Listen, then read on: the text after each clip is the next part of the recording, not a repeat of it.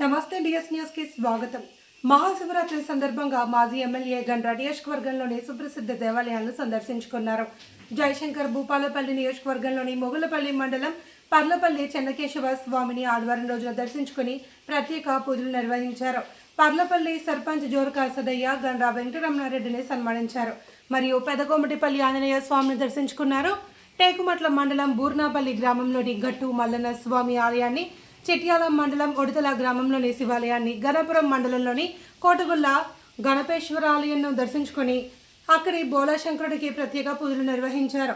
ఈ సందర్భంగా ఆలయాల్లో భక్తులతో కలిసి శివనామస్మరణ చేసి శివుడి కృపతో ప్రజలందరూ సుఖ సంతోషాలతో ఉండాలి అని, నియోజకవర్గ సర్వతోముఖ అభివృద్ధికి చెందాలి అని స్వామివారిని ప్రార్థించారు.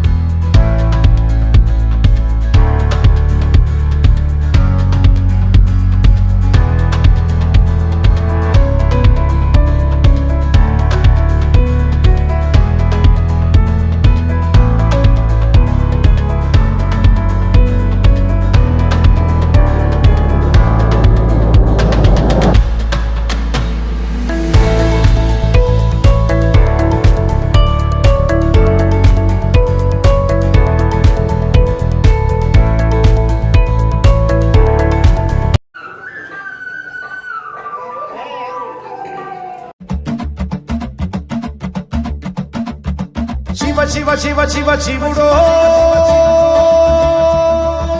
జగమంటే జంగముడో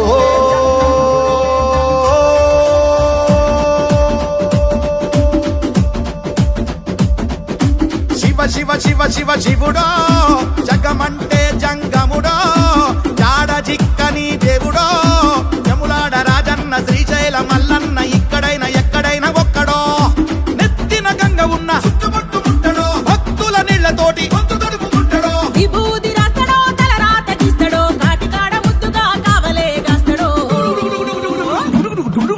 ధమరుకమే వాగిస్తాడో ధిమి ధిమి రాజ్యం చేస్తాడో ఇవినే భూమికే తెస్తాడో ఎట్టెట్ట చేస్తాడో ఎప్పుడెట్ట చూస్తాడో శివ శివ శివ శివ శివుడో జగమంటే జంగముడో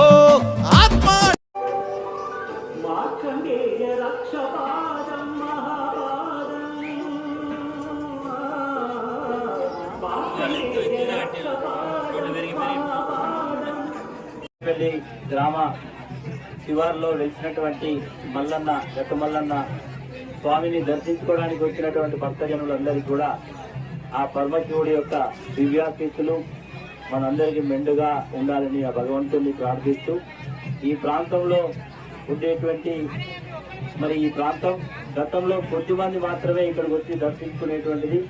శివరాత్రి పండుగ సందర్భంగా ఈనాడు చాలా మంది భక్తులు ఈ ప్రాంతంలో ఉండేటువంటి వాళ్ళందరూ కూడా రావడం, ప్రతి సంవత్సరం కూడా భక్తి శ్రద్ధలతో ఈ కార్యక్రమంలో పాల్గొనడం మనందరికీ కూడా ఆ యొక్క స్వామివారి దివ్యాశీస్సులతో మనం కోరినటువంటి కోరికలను కూడా నెరవేరుతూ ముందుకు పెడుతున్నటువంటి సందర్భంలో నేను మొన్న రెండోసారి శాసనసభ్యుడిగా అయినప్పుడు ఇక్కడికి రోడ్డు, ఇక్కడికి రావాల్సినటువంటి కొన్ని వసతులు చేసుకోవడం జరిగింది.